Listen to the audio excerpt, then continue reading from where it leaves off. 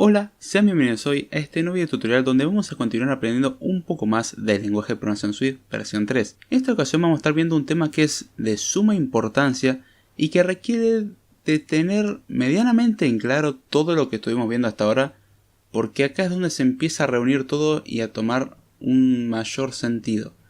Hasta ahora habíamos podido crear lo que eran variables y constantes, habíamos podido crear funciones, habíamos podido crear enumeraciones, habíamos podido tomar decisiones, habíamos podido repetir acciones con bucles, habíamos podido hacer toda esa clase de cosas sin mencionar estructuras base con las que trabajamos, como ser listas, conjuntos, diccionarios y un montón de estructuras más.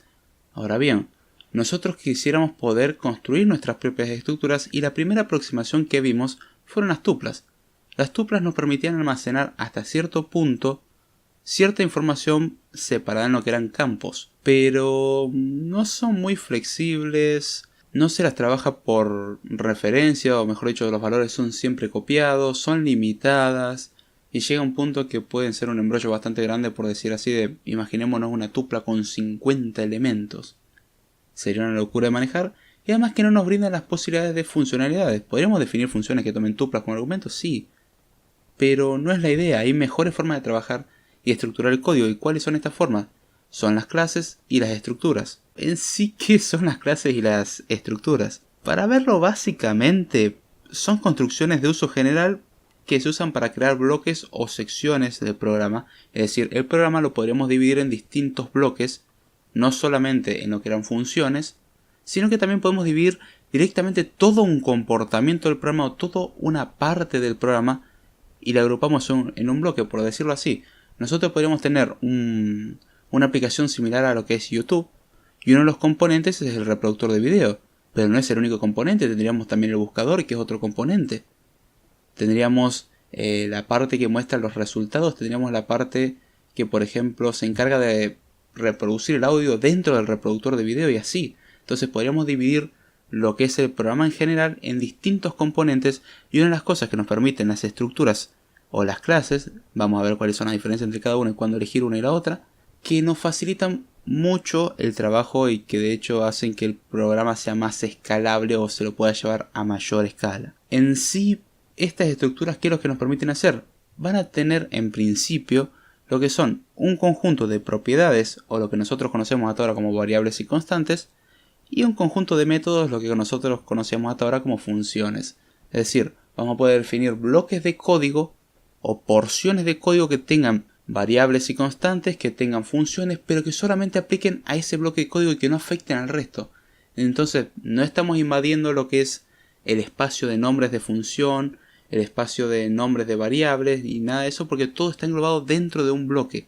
Y hasta cierto punto, cuando nosotros queremos hacer proyectos escalables, podríamos crear, por ejemplo, lo que son las APIs o pequeños bloques de códigos que lo vamos a usar como librería. Entonces eso lo vamos a utilizar en distintos proyectos. Por ejemplo, esta librería se va a encargar, vamos a tener una clase que se encargue de hacer todo el manejo de nombres de archivos. Queremos hacer una clase que se encargue de renombrar archivos bajo distintos criterios. Y en vez de tener que implementar eso en todos los programas que nosotros tengamos que hacer, podemos definir una clase que tenga esos comportamientos que nosotros queremos. Y en el momento de nosotros necesitar eso, simplemente llamamos a la clase. Entonces ya con eso estamos evitando el tener que repetir código. Y ya les digo, permite hacer las cosas de manera mucho más escalable. Otra de las ventajas que nos da Swift es que cuando trabajamos en un proyecto no nos pide que nosotros hagamos imports. Generalmente nosotros cuando trabajamos con lenguajes como C o como Java y vos necesitabas utilizar un archivo que no estaba inmediatamente allí, o por ejemplo en C, el caso extremo en que aunque el archivo esté dentro de lo que es el mismo directorio, necesitas llamar al header y hacer un import. No importa que no hayan entendido eso, o un include mejor dicho en C. Import lo podías hacer en C++ y eso. Pero Swift nos da la ventaja de que nosotros podemos utilizar clases de lo que son otros archivos, así que nos da más flexibilidad. ¿Qué es lo que tienen en común las estructuras y las clases? Que ambas definen lo que son propiedades para almacenar valores, es decir, variables y constantes. Ambas definen lo que son métodos para dar cierta funcionalidad. En ambas se pueden acceder a los campos o a la información o a los métodos mediante lo que es una notación similar a su scripting o a la notación punto en particular. Nosotros recordemos que, por ejemplo, cuando tratábamos con un string podíamos saber cuántos elementos tenía en base a count, O cuando trabajamos en un arreglo queríamos saber si estaba vacío, le damos punto isEmpty. Y esa es la misma notación que vamos a utilizar acá en lo que es clases y lo que son estructuras. Se pueden definir inicializadores para poder tener la clase o la estructura con los valores por defecto establecidos y no tener que uno ponérselos cada vez que los crea. Eso ya lo digo, lo vamos a ir viendo de a poquito.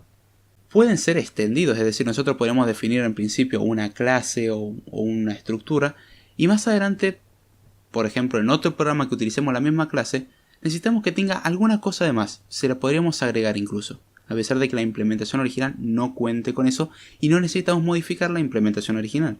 Y otra de las ventajas que tienen es que pueden conformarse a protocolos para proveer una funcionalidad estándar. Por ejemplo, hay un protocolo que es Comparable, que lo que permite hacer es comparar dos objetos. Nosotros vimos que hasta ahora usábamos el operador igual igual. ¿Cómo puede utilizar lo que es el operador igual igual o el menor igual o operadores así? Uno diría, bueno, el lenguaje es mágico, lo saben. No, el lenguaje no es mágico. Lo que pasa es que existen funciones que se llaman igual igual, que se llaman menor igual y funciones así, las cuales toman los elementos y los comparan, pero esas funciones, para saber que una clase o una estructura va a poder realizar esa operación, necesita heredar, por así decirlo, o conformarse al protocolo que dice que es igualable, lo cual me va a obligar a implementar ciertos métodos. Esto puede sonar un poco confuso y a los que ya vengan de otro lenguaje como ser Java o C++ y cosas así, recuerden lo que son las interfaces, es eso básicamente y no les va a resultar complicado. Al que no entienda esto, no se preocupe, lo vamos a ir viendo de a poco, pero es importante tener la base teórica de qué es lo que nos permiten hacer estas cosas.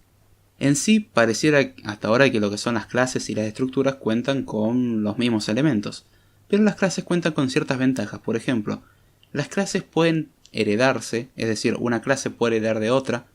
Heredar significa corresponder con todo el comportamiento, o tener todos los elementos de lo que se hereda y se le agregan cosas, es parecido a una extensión.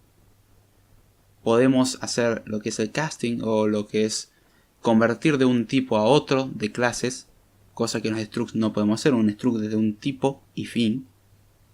Podemos crear destructores, recordemos que cuando hablamos de lo que eran las cosas en común que tenían, que ambos podían tener constructores, que eran las cosas que preparaban la clase o la estructura antes de utilizarla.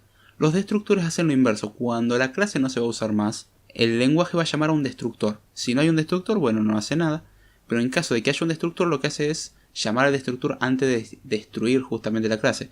¿Cuándo haría eso? Eso se hace, por ejemplo, cuando nosotros tenemos una clase que se encarga de manejar conexiones de internet y antes de destruirlo, nosotros queremos desconectar o cortar todas las conexiones con los dispositivos que están conectados actualmente a esa clase, porque podríamos dejar los puertos ocupados. Ese es un error recurrente, que uno nunca cierra los puertos, y como no cerró los puertos, la próxima vez que quiere ejecutar el programa hay un error, porque no pudo utilizar los puertos porque supuestamente está en uso cuando en realidad se tendrían que haber cerrado hace tiempo. Es decir, está como si estuviesen ocupados y en realidad no lo están. Es una incoherencia o un problema de inconsistencia, pero se da por no cerrar las conexiones. Y una de las formas es, cuando se llama al destructor, corta todas las conexiones. Y otra de las cosas que tenemos es que se trabaja por referencia y no por copia. Vamos a ver ejemplo de eso ahora para que se entienda mejor. Pero en principio esas son las bases teóricas que tendríamos en lo que son las estructuras y en lo que son las clases. Así que comencemos. Vamos a crear en principio lo que es una estructura para almacenar la resolución de una pantalla. ¿Cómo hacemos para crear una estructura? Escribimos la palabra clave struct, después un espacio seguido del nombre de la estructura. Como las estructuras y las clases van a definir un nuevo tipo, se suele poner por convención el nombre de la estructura con la primera letra en mayúscula. Eso es una convención, no es obligación, pero entre las buenas convenciones y buenas prácticas del programador están esas cosas. Entonces lo que nosotros vamos a abordar acá va a ser la resolución. Entonces, ¿cómo se va a llamar? Resolución. Abrimos llave y cerramos llave. Y dentro de lo que son las llaves, donde vamos a empezar a definir los campos o los lugares donde se almacena información. Hasta este punto es prácticamente igual a lo que hacíamos nosotros con lo que eran las tuplas. Nada más que las tuplas lo tenemos que escribir entre paréntesis y separadas las cosas por comas. Y acá lo vamos a escribir de forma más estructurada, como si fuese un código normal que nosotros trabajaríamos. Se le llaman estructura porque son structs, porque son estructuras donde nos permiten almacenar información de manera hasta cierto punto ordenada y que no están puestas en un orden establecido para lo que es el que va a trabajar con esto. Recordemos que las tuplas accedíamos con el 0, con el 1, con el 2. En cambio acá ya vienen con un nombre, entonces no vamos a tener ese problema. Entonces, ¿qué información tiene una resolución de pantalla? Tiene, en principio, vamos a crear una variable var que vamos a llamar largo, que va a ser de tipo entero y es igual a, por ejemplo, 0. Y vamos a crear lo que es otra variable que va a llamar ancho, que va a ser de tipo entero y es igual a 0. Vemos que hasta acá no es muy diferente a lo que trabajamos con normalidad. Salvo que está todo dentro de algo que dice struct resolución, abrimos llave y cerramos llave al final. Pero en sí es lo que estamos viendo. Entonces, ¿con esto qué podemos hacer? Nosotros podríamos más adelante modificar los valores, pero en principio vamos a crear también lo que es una clase. ¿Cómo vamos a llamar a la clase? La llamaremos modo de video porque ahí vamos a almacenar información referente a un modo de mostrar un video. Entonces vamos a escribir la palabra clave class para indicar que estamos creando una clase. Y a partir de acá la sintaxis es prácticamente igual. Entonces vamos a poner modo de video, todo junto obviamente. Abrimos y cerramos llave y dentro de lo que son las llaves empezamos a escribir los campos. ¿Qué campos vamos a tener? Vamos a tener, por ejemplo, una variable que la llamamos resolución, que va a ser de tipo resolución y es igual a resolución. Abrimos y cerramos paréntesis. ¿Qué es lo que acabamos de hacer acá? Dentro de lo que es la clase definimos una variable que la llamamos resolución, que va a ser de tipo resolución y es igual.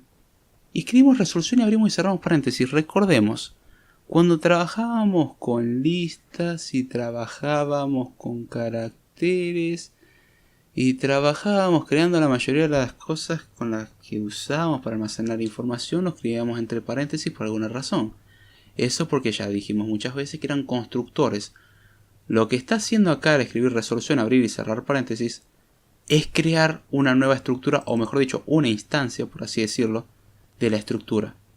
Entonces, acá lo que estamos haciendo es crear una variable que llamamos resolución, va a ser de tipo resolución, y guardamos una estructura resolución, que por defecto los campos largo y ancho son de tipo entero y valen 0. ¿Qué otros datos va a tener lo que es un modo de video? Va a tener otra variable que se va a llamar a priori entrelazado, que va a ser de tipo bool y va a ser igual a false por defecto. Va a tener otra variable que se va a llamar frame rate, que va a ser de tipo double y que va a ser igual a, por ejemplo, 0.0. Y va a tener otra variable que se va a llamar nombre, que va a ser de tipo string opcional y va a ser igual, en este caso, a nil. Entonces acá acabamos de crear lo que es una estructura que va a tener dos campos, uno es largo y el otro es ancho, que ambos van a ser de tipo entero y van a ser variables, eso es importante porque se van a poder modificar.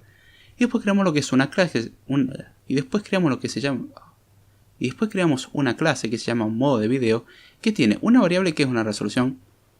Tenemos otra que se llama entrelazado, que es un booleano, otra que se llama frame rate y es un double, y otra que es un nombre, o se llama nombre, y es un string opcional.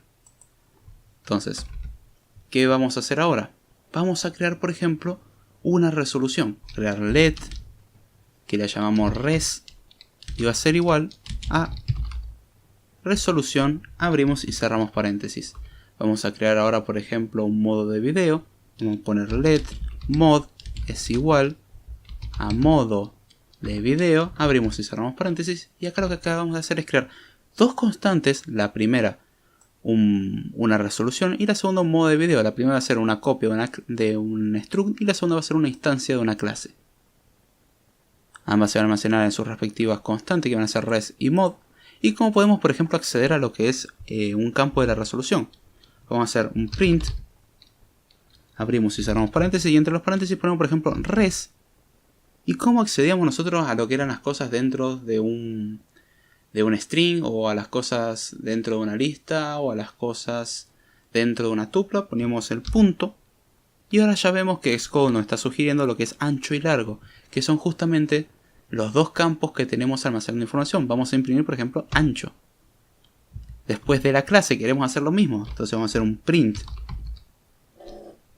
abrimos y cerramos paréntesis, y dentro de los paréntesis ponemos por ejemplo mod, punto, y ahora vemos los 4 campos que habíamos creado: resolución, entrelazado, framerate y nombre. Entonces vamos a por ejemplo querer imprimir lo que es el entrelazado. Le damos a correr. Y vemos que nos dice 0 y false. A ver, veamos qué es lo primero que imprimimos. Imprimimos res.ancho. Res que era una resolución, no le hicimos ningún cambio. Resolución en ancho, vemos, resolución en ancho vale 0. Perfecto. Ahora, lo segundo que imprimimos es mod.entrelazado. A ver, veamos. Mod es de tipo modo de video. Modo de video en entrelazado por defecto es false. Y nos da false. Perfecto, está funcionando. Entonces ya vemos cómo podemos acceder a lo que son las cosas dentro de una resolución o de un modo de video. Y asimismo, como nosotros creamos lo que son constantes y variables dentro de una clase o de una estructura, podríamos crear lo que son funciones. Pero por ahora no lo vamos a hacer. Algo que dijimos anteriormente, en principio vamos a borrar los dos prints, era que los structs y los que son las clases pueden tener inicializadores, es decir, algo que establezca los valores por defecto. ¿Cómo los creamos? Los structs contamos con una ventaja de que, aunque nosotros no pongamos nada, los structs ya cuentan con lo que es un inicializador por defecto. ¿Cómo lo inicializamos? Recordemos que anteriormente hablamos de lo que eran los inicializadores. En el caso de las estructuras contamos con inicializadores por defecto que nos permiten evitar tener que escribir la inicialización y de paso cambiarle los valores a largo y a ancho. Entonces, vamos a crear por ejemplo una nueva resolución que vamos a poner let res2 para decir, bueno, es una segunda resolución, es igual a resolución, abrimos paréntesis, y ahora ya XCOM nos está sugiriendo algo, pero aún así vamos a pensarlo nosotros. Nosotros vamos a querer darle valores por defecto a los campos. En este caso tenemos el campo largo y el campo ancho. Entonces, ¿qué es lo que vamos a hacer? Vamos a decir que por ejemplo largo, y empezamos a escribir largo, 2 puntos, vamos a poner que sea 10, coma, y después ponemos ancho, 2 puntos, y que el ancho sea por ejemplo, por así decirlo, 15. Cerramos paréntesis, y con eso acabamos de crear una resolución con los valores por defecto distintos a los que dice el struct. El struct dice, bueno, largo es igual a 0 y ancho es igual a 0. Pero res2 creamos una resolución que escribimos let res2 para decir que creamos una constante res2 que es igual a resolución, abrimos paréntesis, largo 2.10, ancho 2.15 y cerramos paréntesis. Con esto lo que estamos diciendo es que largo, cuando nosotros lo estamos llamando, va a valer 10 y ancho va a valer 15. Vamos a hacer un print de esto. Lo que vamos a hacer es hacer un print de res2. Por ejemplo, ancho. Le damos a correr. Y nos da 15 ciertamente. Entonces vemos que esto está funcionando. ¿Qué pasa si quisiéramos modificar uno de los valores del struct? Para modificar un valor de un struct hay que asegurarse de que, en principio, el campo al cual queremos cambiar el valor sea una variable. En este caso ambos son variables, entonces podemos. Y también hay que asegurarse que donde lo que estamos guardando, el struct, sea una variable y no una constante. Entonces vamos a cambiar, en vez de que sea let res2, que sea par let res2. Y ahora lo que vamos a hacer es res2. Punto, por ejemplo, ancho es igual a 16. Le damos a correr. Y vemos que ahora vale 16, cuando originalmente valía 15. Esto podemos hacerlo con lo que son las clases, tranquilamente. Pero antes quiero que veamos una cosa. Quiero que veamos que las estructuras son de tipo valor copiado. O mejor dicho, se copian cuando se asignan. Y las clases son de tipo referencia o se referencian en lugar de copiarse. ¿Cómo funciona esto? Vamos a borrar todo lo que escribimos hasta ahora en cuanto a lo que es la ejecución de las cosas y tenemos los dos structs, el struct y la clase, perdón. Y ahora lo que vamos a hacer es crear, por ejemplo, una variable que la llamamos en este caso res1, que va a ser igual a resolución. Abrimos y cerramos paréntesis. Y ahora vamos a hacer otra variable que vamos a llamar res2, que va a ser igual a res1. Hasta ahí vamos bien, es decir, estamos copiando o por lo menos tendríamos que tener las mismas cosas, porque tenemos res1 es una resolución nueva y res2 estamos poniendo lo que hay en res1. Perfecto. Ahora lo que vamos a hacer es res1 punto, por ejemplo, ancho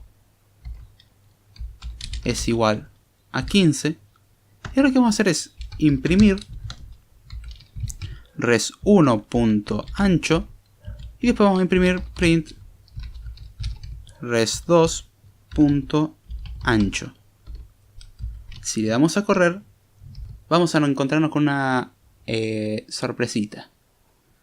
Vemos que res1.ancho vale 15 y res2.ancho vale 0. Pero veamos lo que hicimos antes. Nosotros dijimos res1 es una nueva resolución y res2 es igual a res1. Entonces tendrían que valer lo mismo. No, esto pasa lo mismo que con los números enteros. Los números enteros e incluso los enums no funciona cuando hacemos una modificación en una, se aplica en todas.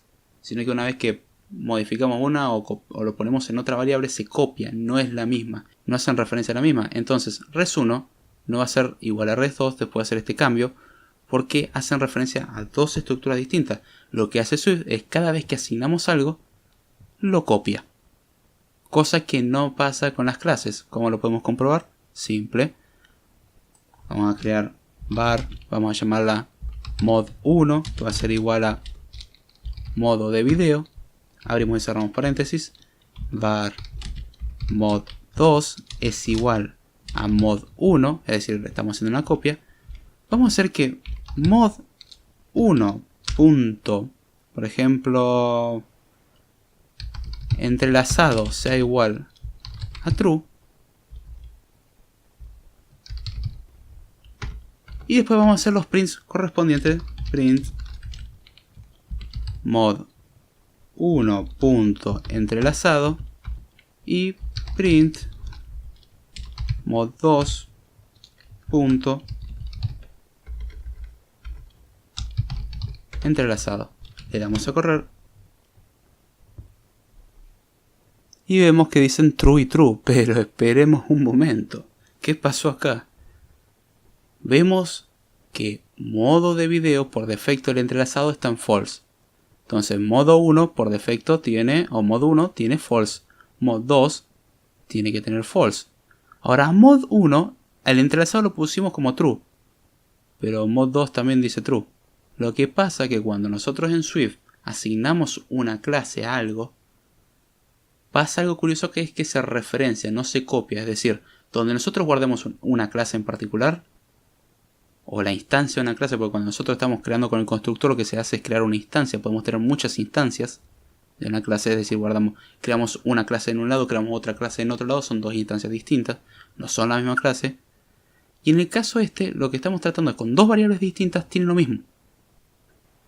Si ahora a mod 2 le cambiase 2 punto entrelazado, lo cambio a false, le damos a correr y veamos que el resultado va a ser false y false. Y ciertamente da false y false, porque las clases se referencian, es decir, no se van a copiar, y eso es algo con lo que hay que tener mucho cuidado. Es extremadamente útil cuando se necesita información compartida, porque a veces que una instancia, una clase, la necesitamos tener en muchas partes del programa, pero mal usado puede ser un dolor de cabeza. Ahora bien, vamos a hacer algo curioso. Nosotros recordemos que creamos una variable llamada mod1, que va a ser modo de video. Mod2 es igual a mod1. Mod1 es igual a entrelazado. Mod1 en entrelazado es igual a true. Ahora, antes de que hagamos el mod2 punto entrelazado igual a true, a false digo, vamos a crear una instancia nueva, es decir, vamos a escribir mod2 es igual a nuevo modo de video, es decir, mod2 es igual a modo de video, abrimos y cerramos paréntesis. ¿Y qué es lo que va a pasar ahora? Veamos esto. Nosotros creamos una clase, una instancia de la clase modo de video que se llama mod1. Después hacemos otra referencia a eso que se va a guardar en mod 2. Entonces ahora mod 2 y mod 1 van a estar en la misma clase. Después a mod 1 el entrelazado lo cambiamos a true, es decir, a todas las instancias el entrelazado va a ser true, que hacen referencia a mod 1 o a lo que está guardado en mod 1. A mod 2 en modo de video. Entonces, ¿qué es lo que hicimos? Creamos una variable llamada mod1 donde guardamos un modo de video. Creamos otra variable mod 2, donde guardamos una instancia, o mejor dicho, la instancia también que está en mod 1. Hasta ahora mod 1 y mod 2 hacen referencia a la misma clase. Mod 1 en entrelazado lo ponemos en true, entonces a donde hagamos referencia a lo que esté en mod 1 va a valer true. Después hacemos que mod 2 sea igual a otra clase, y después hacemos que mod 2 en entrelazado sea igual a false. ¿Qué pasa si corremos ahora esto? Lo que pasa es que tendríamos que obtener valores distintos y obviamente, porque llega un punto que mod 2 ya no hace referencia a lo que tiene mod 1, tiene otra cosa. Entonces ya no son lo mismo. Con lo cual, aunque modifiquemos mod 1 todo lo que queramos, mod 2 no va a surtir cambio, por lo menos después de hacer la asignación. Entonces, ya vemos cómo funcionan lo que son las referencias, que son, ya les digo, muy útiles. Y algo que podemos hacer con lo que son las referencias es saber cuándo estamos trabajando con la misma referencia o no. ¿Cómo hacemos esto? Recordemos que cuando nosotros trabajamos con valores, lo que hacíamos eran comparaciones con igual igual. Pero el igual igual para clases no es tan bonito. Entonces, ¿cómo hacemos para saber de que dos clases están haciendo referencia a lo mismo? Mejor dicho, dos variables que tienen clases hacen referencia a la misma clase o a clases diferentes. Entonces lo que vamos a hacer es borrar en principio los prints, borrar los cambios de variables que hicimos. Entonces nos quedaría el mod 1 es igual a modo de video, mod 2 es igual a mod 1 y mod 2 es igual a modo de video. Entonces lo que vamos a hacer antes y después de mod 2 es igual a modo de video, vamos a poner un print, y dentro del print lo que vamos a escribir es mod 1 es igual a mod 2. Ustedes dirán, pusiste 3 signos igual, eran 2. No, justamente esa es la idea. Ahora vamos a ver cuál es la diferencia. Y después del mod 2 igual a mod de video, ponemos otro print que diga mod 1 es igual a mod 2.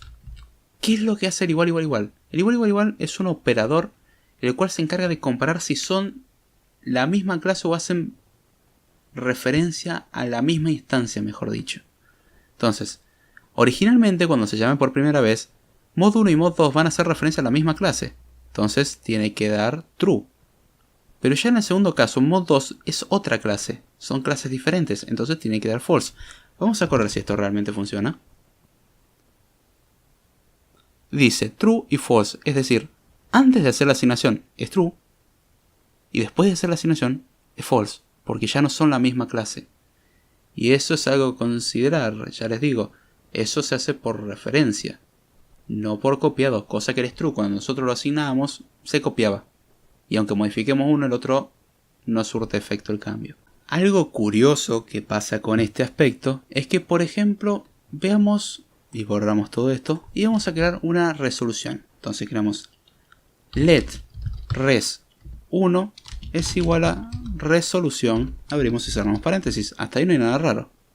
¿Qué pasa si quisiéramos modificar un campo de res1 o de resolución? Lo que tenemos que hacer es escribir res1, punto, por ejemplo, en este caso, ancho, y le damos, por ejemplo, valor 10. Hasta ahí todo bien. O mejor dicho, no. Ya vemos que Xcode nos está marcando un errorcito. ¿Cuál es el error? Estamos queriendo modificar una constante.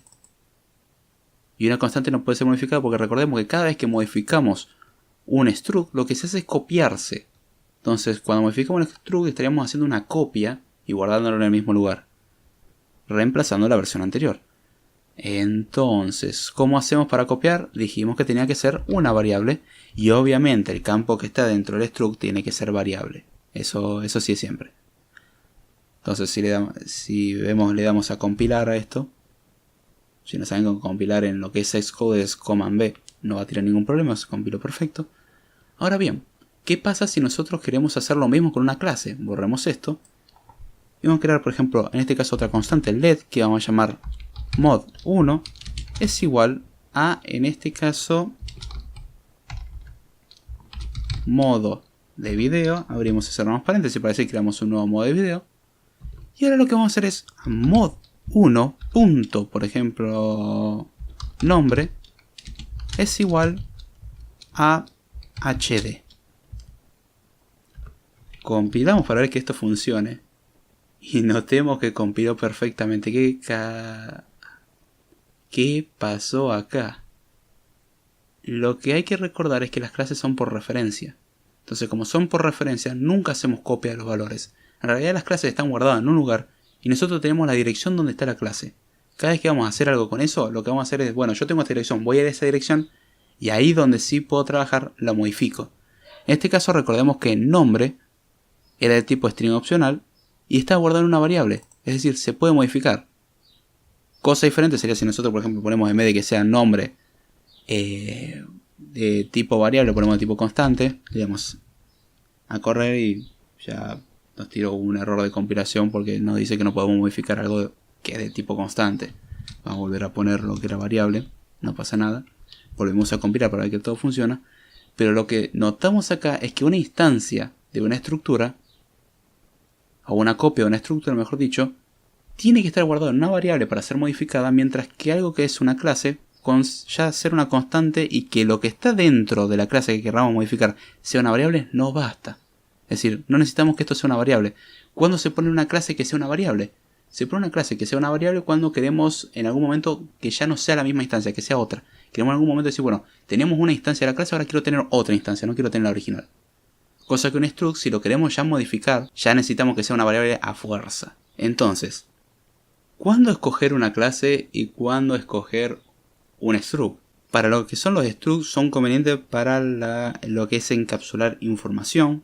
En este caso, es decir, cosas que podemos almacenar en tuplas, pero necesitamos reservar cierta información por representar algo, es decir, un punto en 3D. Necesitamos representar un nodo de una lista enlazada, cosa que no vimos y tampoco está en el alcance del curso, pero se puede hacer.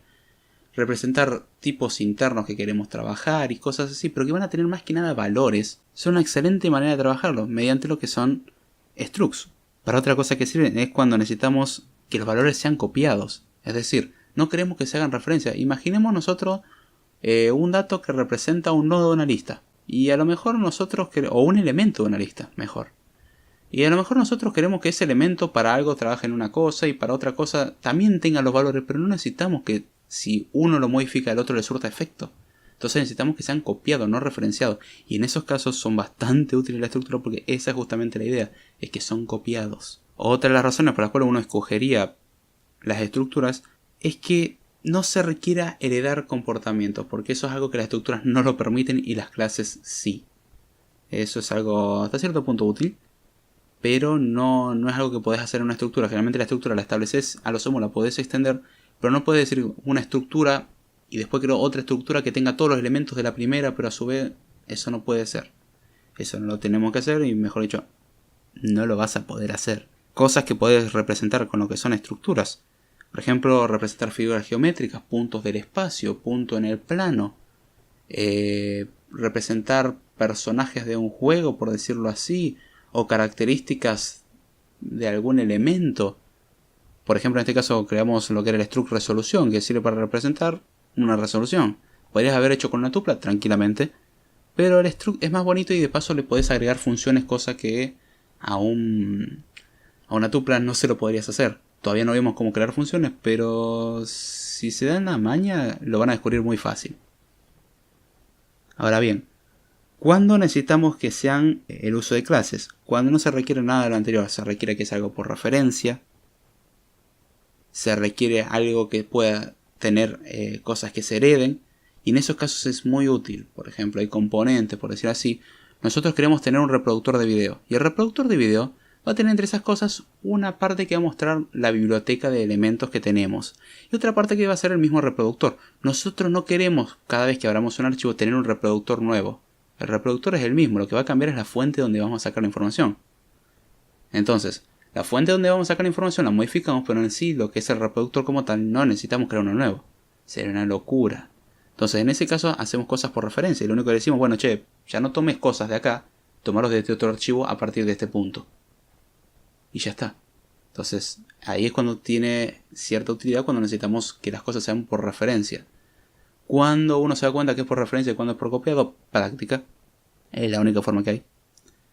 Un datito extra que les voy a dar en lo que respecta a lo que es Swift. Voy a hacer un contraste con lo que era Swift en versiones anteriores y Swift en lo que es la versión 3. Es que, por ejemplo, los arreglos, diccionarios y los strings originalmente se guardaban en lo que era haciendo referencia a clases. Es decir, recordemos, las clases se referencian. En cambio, actualmente lo que se trabaja en Swift, tanto con lo que son arreglos, diccionarios y strings, se hace mediante structs. Entonces, cuando nosotros ponemos en una variable un string y en otra variable hacemos referencia a la variable que tiene el string original, lo estamos copiando, no es una referencia. Lo mismo pasa con un arreglo, lo mismo pasa con un diccionario. No van a hacerse referencias, es decir, si tenemos un diccionario y guardamos el mismo diccionario en otro lugar, van a ser copias. Entonces, si nosotros modificáramos el primer diccionario, el segundo no le va a pasar nada porque justamente es una referencia.